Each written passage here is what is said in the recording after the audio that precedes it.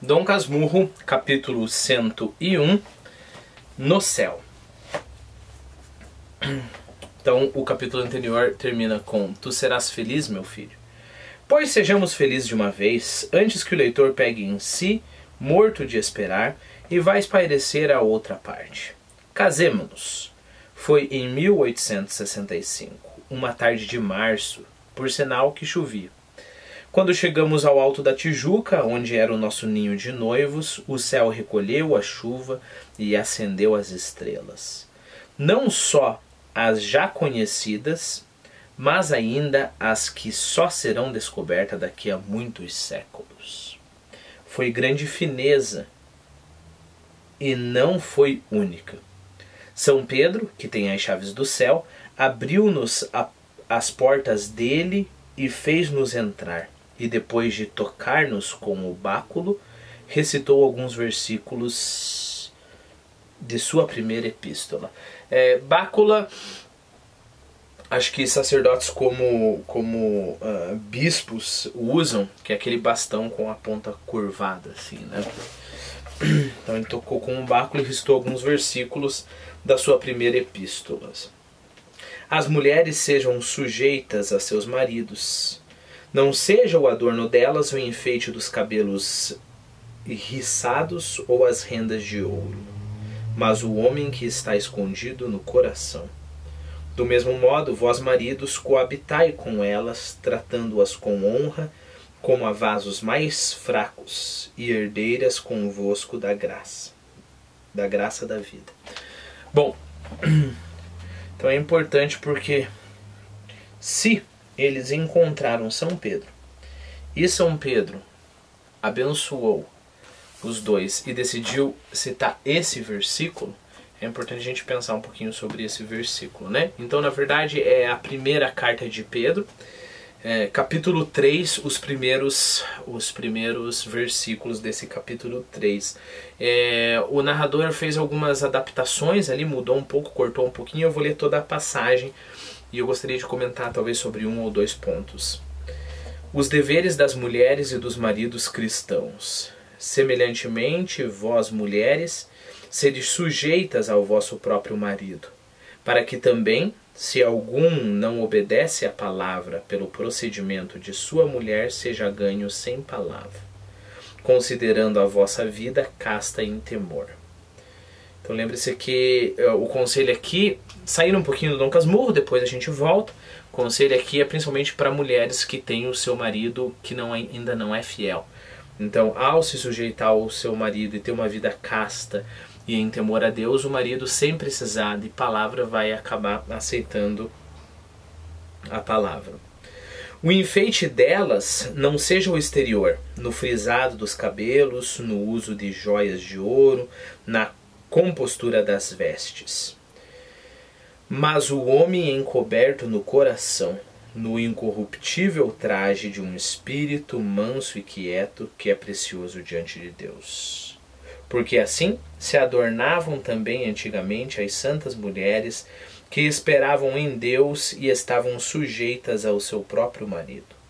Como Sara obedecia a Abraão, chamando-lhe Senhor, da qual vós sois filhas, fazendo o bem e não temendo nenhum espanto. Igualmente vós, maridos, coabitai com ela com entendimento, dando honra à mulher como vaso mais fraco, como sendo vós os seus co-herdeiros da graça da vida, para que não sejam impedidas as vossas orações. Então essa é toda a passagem para te dar um contexto, né? Uma parte que é interessante e é importante para nós é essa parte aqui. O enfeite dela não seja o exterior, o frisado do cabelo, o uso das joias, a compostura, mas o homem encoberto no coração. Mas o homem encoberto no coração. Eita, o que é isso? Epa, pera lá. O homem encoberto no coração. Olha como é que o Bentinho coloca aqui. Eu não sei a tradução que ele usou da Bíblia, mas eu acredito que ele fez uma paráfrase. Para mim, minha impressão, não sou especialista em Bíblia, parece que essa tradução aqui ela é muito moderna. Ela é muito, talvez um pouco informal, né? Seria interessante encontrar, é claro que é uma Bíblia de tradução católica. Eu li para vocês a tradução do Ferreira Almeida, se eu não estou enganando, que é uma João Ferreira de Almeida, que é uma Bíblia evangélica. Então é claro que Machado de Assis não leu a Bíblia evangélica, ele leu a tradução católica. Bom, eu não tenho essa tradução, nem sei qual a tradução que é. Talvez eu possa apostar em uma ali, só que não tenho. Então parece-me, salvo engano, que ele adaptou algumas coisas, né? Deixou mais com uma linguagem mais cotidiana, né? As mulheres sejam sujeitas a seus maridos, 3 pontinhos. Não seja o adorno delas o enfeite dos cabelos, riçados encaracolados ou as rendas de ouro, mas o homem que está escondido no coração. Essa parte, mas o homem que está escondido no coração. O homem que está escondido no coração é o quê? É Jesus? É o marido da mulher que está escondido no coração? É um exemplo de homem que ela tem? Novamente, eu sei que tem pessoas que passam a vida inteira estudando, mas para mim parece bem, como é que se diz, provável que seja o que essa traduçãozinha aqui. Eu tenho essa tradução Good News Bible, que é uma tradução da Bíblia para o inglês, só que para a linguagem de hoje, né? E se eu não me engano, na do espanhol também é essa mesma ideia. Então eu só vou pegar essa parte, versículo 3, versículo 4, né? Wives and husbands, chapter 3, verse 4.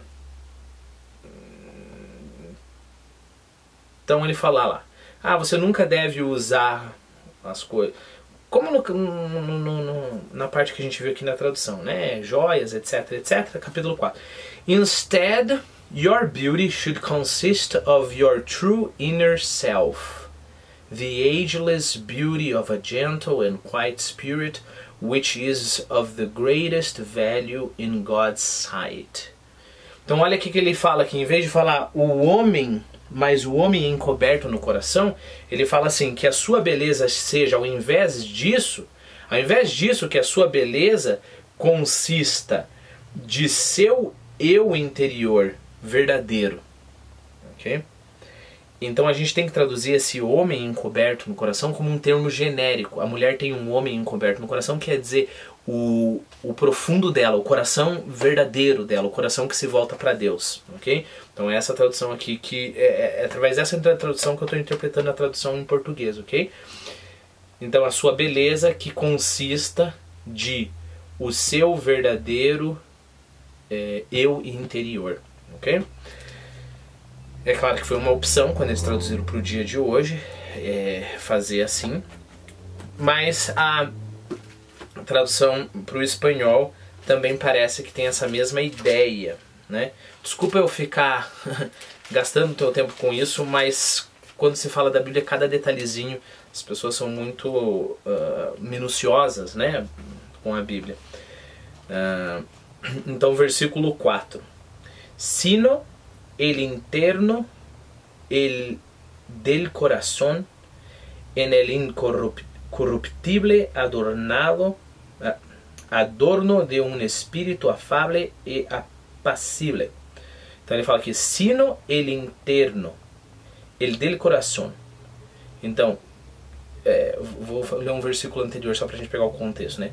Vuestros atavíos no sea el externo de peinados ostentosos, de adorno de ouro ou de vestidos lujosos. Então, que não sejam os vestidos, etc, etc, mas, sino, que seja o interior, o adorno do coração, o que é incorruptível, ok? Então, é assim que eu entendo, porque não, um homem escondido no seu coração poderia ser Jesus, né? Mas o contexto não dá, e aí a gente só pode entender esse homem como a própria mulher, como o coração dessa mulher, ok? Por que isso é importante pra gente? Porque, eu só vou pular para completar o meu raciocínio, depois eu volto à leitura. Lá no finalzinho, a Capitu diz assim: disse-me no dia seguinte que estava por tudo, que eu era a única renda e o único enfeite. Então, as joias, etc, etc. Capitu era só o bentinho, que jamais poria em... e o único enfeite que jamais poria em si. Então, era só o bentinho que serviria de enfeite. Quanto às sombras de São Pedro, no dia seguinte estava tudo, que eu era a única renda. Então, ele seria o único enfeite da esposa, né? Ou seja, ele, a princípio, seria o homem escondido no coração. Perceba que a Capitu fala já não está de acordo com a Bíblia, ela já está reinterpretando, ela já está tirando.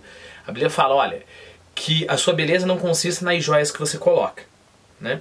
Que a sua beleza consista no seu eu interior verdadeiro, né?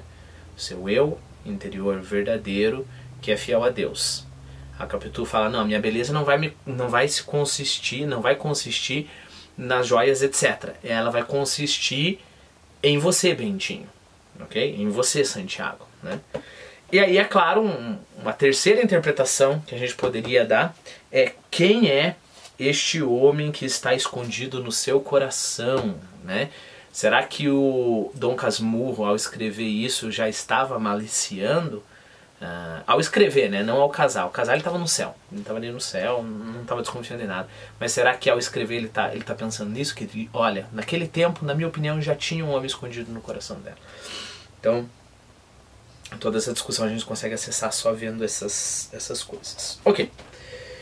Então vamos lá. Do mesmo modo, vós maridos, coabitai com elas, tratando-as com honra, como vasos mais fracos, e herdeiro convosco da graça da vida. Em seguida, fez sinal aos anjos. Lembre-se que quem fez esse sinal é São Pedro. E eles entoaram um trecho de cântico, tão concertadamente que desmentiram a hipótese do tenor italiano se a execução fosse na terra. Desmentiria a hipótese do tenor italiano que se a execução fosse na terra. Mas era no céu. Porque lembre-se que o tenor italiano falou que a música da nossa vida era uma obra em que Deus e o diabo, cada um tinha a sua parte. Né? Então ele falou, olha, essa experiência provaria que o tenor está errado. Que não tem nada de diabo ali, é só o divino, é só o sublime. Mas não o que aconteceu comigo e com a Capitu lá em cima, lá na Tijuca, não desmente o tenor, porque o tenor falou que é assim que funciona aqui na Terra. Nós não estávamos na Terra, nós estávamos no céu. Okay? Lembre-se que Cântico dos Cânticos é uma passagem, é um livro da Bíblia que chega a ser quase erótico, né? Eu acho que talvez um dos vídeos anteriores eu li algumas passagens, eu fiz algumas seleções do Cântico do Cântico para deixar isso explícito. Lembre-se que dependendo do seminarista ele era proibido de ler isso. O padre só tinha contato com isso quando ele estava bem mais amadurecido espiritualmente e preparado, né? Então é claro que a referência aqui é sexo, é a certeza absoluta, não há sombra de dúvida, né? Mas era no céu. A música ia com um texto como se houvessem nascido juntos, à maneira de uma ópera de Wagner. Lembre-se que geralmente acontece o seguinte, um compositor compra ou encomenda um libreto, né, que é, digamos assim, a história da ópera. Né? E aí ele compõe a ópera, a parte musical, em cima do libreto. Né? Ou um artista faz parceria, um escritor faz parceria com o compositor, etc. Né? No caso de Richard Wagner, não. Ele fazia a música e o libreto junto. Então casava muito bem, é claro, a parte literária da ópera e a parte musical da ópera. Né? Assim como aqui. Não existia Deus e o diabo, um escrevendo o libreto e o outro compondo a música. Não. A mesma pessoa. Era só céu que existia lá. Era só prazer.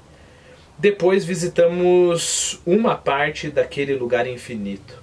Descansa, que não farei descrição alguma. Nem a língua humana possui formas idôneas para tanto. Então a prova novamente que ele está falando sobre sexo. Calma lá, não se preocupe, eu não vou falar nada que vá te escandalizar. Né? Mesmo se eu tentasse, não daria. Vou abrir um outro vídeo para terminar esse capítulo.